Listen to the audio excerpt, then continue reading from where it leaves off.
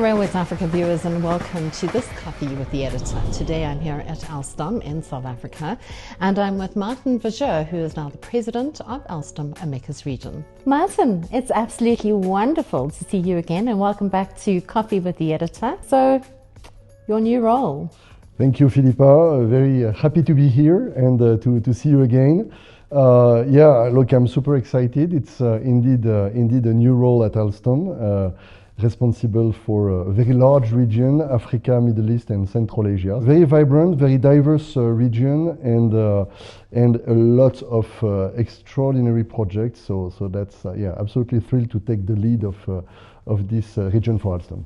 So what for you is probably the most exciting part? That's a difficult contest, right? But no, look, the diversity and to find the right answer to the right problems of the various of our various customers and countries, and it's extremely different from one country to the other. Here we'll talk about our PRASA project, which is already there for the last 12-13 years. So it's a very long project where you have to show consistency. We have a bit the same in Kazakhstan, but in some other places it's much more like finding a different solution. Like in Saudi Arabia, we are doing an incredible and unique tram for the touristic city in Alula. So very different solutions for very different, let's say, asks from the customers. So I would not quote one country being more exciting than another. Maybe just as a general comment that in this region, probably 20 years ago, Alstom was doing close to zero revenue. Now it's more than 7,000 employees. It's a very significant growth, close to 10% of Alstom's group revenues. So you see, we've really started something and it's continuing to grow because the needs are immense. So all our challenge is in fact to find, again, the right answers to the right issues, country by country, customer by customer, situation by situation. And the more we progress, the more we're going to develop and deploy our solutions in the various countries, particularly on the African continent. Very active on the African continent. I mean, the footprint is quite significant. Where else are you looking? Where else have you really started expanding? So historically, Alstom had a presence in Algeria also, and we continue to do that. We have notably delivered tramways for 7 different cities with a factory. We localized part of the production there. We have delivered regional trains and also a lot of work on signaling, which we continue to do. Morocco, you've said it. It's an incredible development with 12 very high-speed trains, which are a wonderful success. The first very high-speed train in Africa, that's in Morocco. Now we just signed a new tranche, a new batch for the extension of the very high-speed network. We also have a factory there for notably cabling, transformers, and components, which are exporting components for all European business, so from Morocco. So Morocco is growing extremely fast. The Football World Cup 2030 is an accelerator, no question on that. Then you have Egypt, indeed, you cited it. It's a very long presence of Alstom. In Egypt, we're doing signaling, we are doing metros. So at the moment we're starting to deliver the trains for the line 1 of the Cairo metro, which is a very big project, 55 trains. We are in the final stages of delivering really a flagship project, which is the monorail of Cairo, close to 100 kilometers of elevated monorail for the greater Cairo area. So really an incredible project. It's probably the longest monorail in the world. So Africa, you know, is not afraid of putting quite impressive records from that standpoint. We've delivered trains in Senegal in the past few years, and now the big project is in Ivory Coast. So Abidjan, where we are delivering the first metro in the sub-Saharan region. And we are now delivering signaling projects also in Tanzania. We are thinking about new geographies like Angola, for example, and there is some demand here. The African continent is waking up to rail. And not only for, let's say, freight, you know, going from mines to ports, etc., which is an important element, but also for passenger. And now South Africa, which obviously is our biggest country on the continent. The most visible project is clearly the PRASA project with Gibela, so which is a joint venture between Alstom and Ubumbano, where we have to deliver 600, let's say, commuter trains, the so-called blue trains now for PRASA. The factory that we have built at Gibela is probably the most modern in all Alstom in the world. And even if it's already, now it has a few years of execution and exploitation, it's probably the most automatized one in the railway space in the world. And that's quite interesting to witness. So that's really a flagship project. And on top of that, because that's not only about PRASA, we're also working with Transnet. Something we inherited from Bombardier. Before the acquisition, Bombardier had a contract for this locomotive project, so 240 locos, which is not yet fully coming to an end, but let's say we still have 1 year to go of production. And it's a project in cooperation between Alstom and Transnet Engineering. So we are doing that together. The design comes from Alstom. And those locomotives are assembled in Durban with Transnet Engineering. And it's a project which is progressing in the vicinity of 5 locos per month, about, and that means that we should be on our way to finish the delivery of these 240 locos next summer, so summer 2026. It's a good product that Transnet appreciates a lot, and we have also engaged with them on, let's say, some technical support and service contract for the future, because we found out there was a way to better let's say, serve our customers, not only with the new build, but also with long-term support, both technical and supply chain, etc. support for the long term, but still in good cooperation with Transnet Engineering, etc.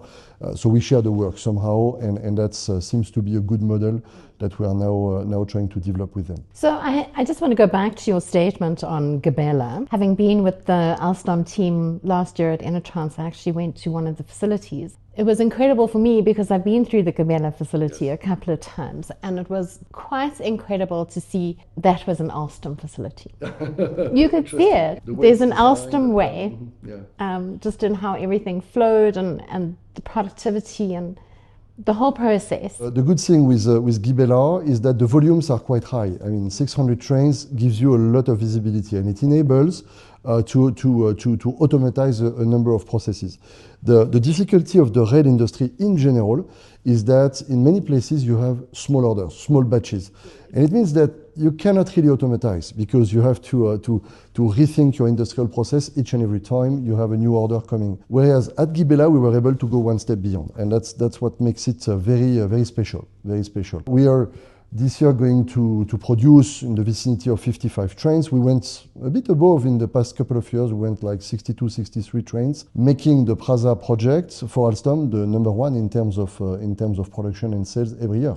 So it's not a small story. It's really a big story, even at the group level. It's a great success. I've been on the train, I've used it, and I think it's just magnificent and such a change and improvement for South African transport. People don't believe that we are doing that in South Africa. So you need to help us saying, yes, it's done. And not only the assembly in Gibela, but also a large part of the components with Alstom Ubunye, which is next doors, but also our partners at Ubumbano are participating in the supply chain of all these trains. So it's really a full ecosystem, in fact, which is working on this solution.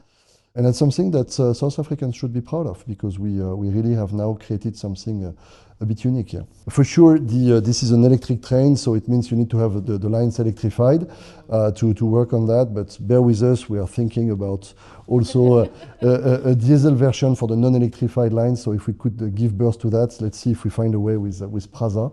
But that could be also a next step. It would be a train which could work under catenary when it's possible, and with let's say a car with the diesel engines to cope with the part of the line which is not electrified. But I'm a great believer in this variant. I mean, I think it's needed, even in South Africa, because there was historically some issues with vandalism, etc. So some lines where normally you should be able to operate an electric train, you just can't because some of the things were subject to vandalism, etc. So, and then it's a question of investment in signaling also, and in depot improvement in order to be able to have more trains and a more regular timetable. So there is some smart decisions to make, smart investments to make, but that's the next step in order to improve the system efficiency as a whole. I think you've touched on something that really kind of brings in or contextualizes some of the challenges that Africa has in terms of its rail environment. Top 5,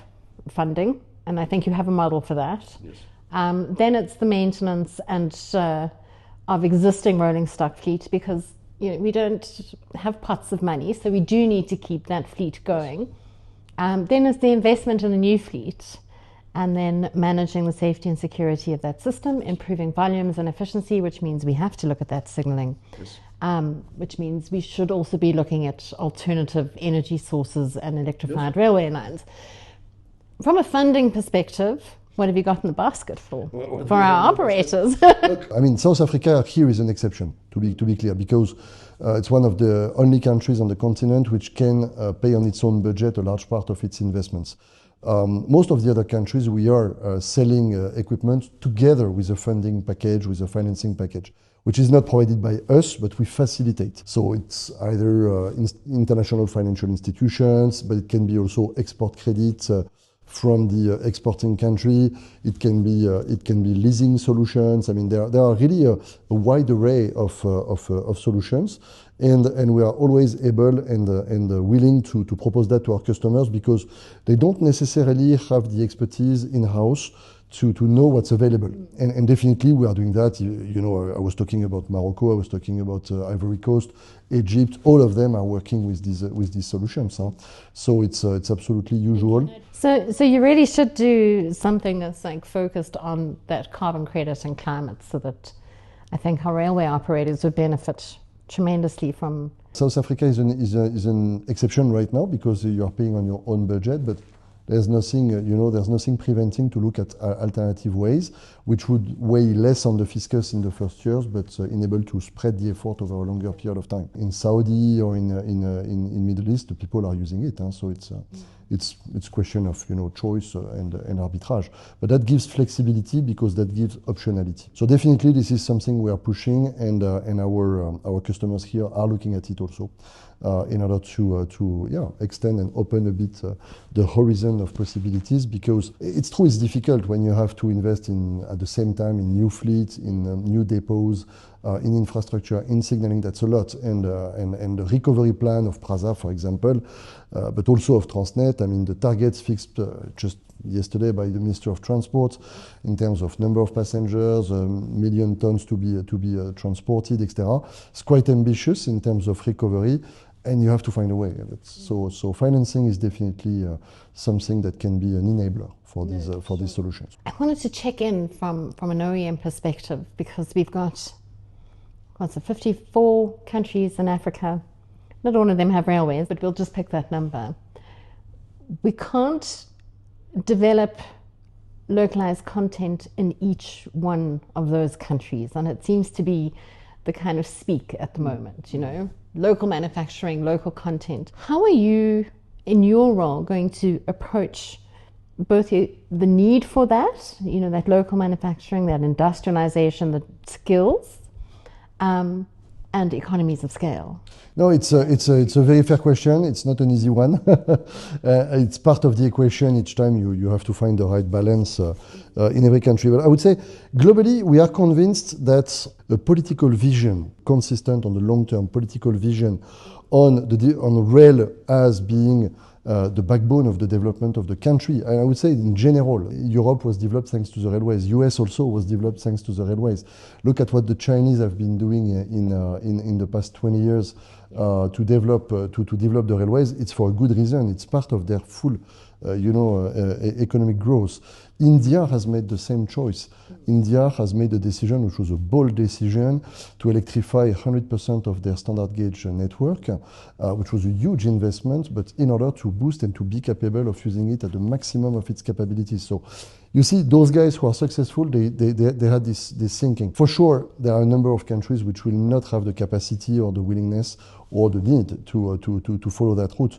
But frankly, if tomorrow Nigeria was to say, okay, I really develop a vision for railways, I would say, yeah, let's go. And we could have a factory. We could develop something. And having a factory doesn't necessarily mean, like in South Africa, going to the full bottom of all the supply chain, etc. Here it was making sense given the volumes, the visibility, the long-term view, etc. In some other countries you can be a bit more limited. This would still make sense because beyond, let's say, the assembly line, training the people for the service and the long-term maintenance, which has always been a weak point in emerging countries and on the African continent in practice. There is different depths of localization, but I think we should never exclude that from the beginning. And then we work on standardization, on the components, on let's say the sub-assemblies, etc. And that's something which can be worked out. There's 6 months left of this year. What's on your agenda? Lots on the agenda. To be fair, it's only 1 month for me in the job, so I'm still in the discovery of a number of things. I really want to do to visit all my countries and meet with all the customers and understand the short, mid, and long-term challenges in each and every country. They are all different, and in general, I would say it's a region with high growth. With big challenging projects, a lot of big challenging projects which need to be properly executed and controlled and monitored, etc. So for me, the key story, and also because I'm new to the job, is to create relationship with the customers and the stakeholders. In some countries, it's critical, particularly in South Africa. So you create a fluid relationship and open and transparent debates with them. I think there is still great potential to do even more if they choose to do so, because they don't want to do everything with Alstom also. But that's fine. We'll adapt ourselves to the needs with really only one thing in mind, which is at the end the efficiency of the rail systems. And I'm saying systems because Transnet is more for freight, PRASA passenger, then we have Gautrain also, where we are involved. All of those, we want to improve the efficiency of the systems for the people. So more regular timetables, more offering, more trains working, a nice level of availability, of reliability. And that goes through both quality new builds and services, and also signaling. Never forget signaling, because that's really an enabler to improve the utilization of the network. We're going to meet again in 6 months' time. Sure. And we're going to say, these were the common challenges, this is what we've solved, and this is how Africa is progressing. So you want me to tell you all my secrets? That's what you're saying, right? On the Gautrain, there is a tender for the extension of the concession, for a new period of the concession. So we'll see if we are selected. We'll be super happy to continue the work which has been started on the maintenance of the system as it is. But then we'll have also to bring new trains to the concessions. On Transnet is to continue to develop our partnership and see how we can help them putting more locomotives in service. So the ones we are building, but maybe also some other ones. And we are proposing, and we have started to work on a relatively small batch of non-Alstom locomotives, but where we are putting them back on the tracks, because it's immediately generating revenue for them. And I would love to tell you in 6 months that we have been able to increase, let's say, these volumes of locos that we bring back to life, if I may say, and that we service together with Transnet Engineering. It's not exclusive of Transnet Engineering. It's really we bring what they don't have or what is difficult for them, and they do the work that they know how to do, and that's really a win-win solution. And then on PRASA is to make sure that despite all the constraints, notably financial, etc., we are maintaining a high level of production with quality deliveries. Another one which I would love is is to progress also on the signaling with PRASA, because we really believe that there is massive improvement that they can do, and which would, if developed and deployed, the number of trains standing at PRASA would decrease immensely. And the last bit is the diesel version of the train, because that one would help coping for those places where they cannot use electric trains. Well, I welcome you back to the region. I think your plate is rather full. Yeah, well, that's just South Africa. Yes. Super excited about some of the projects that are coming online in Africa. But more than that, again, welcome, and thank you for taking your time to have a coffee with the editor.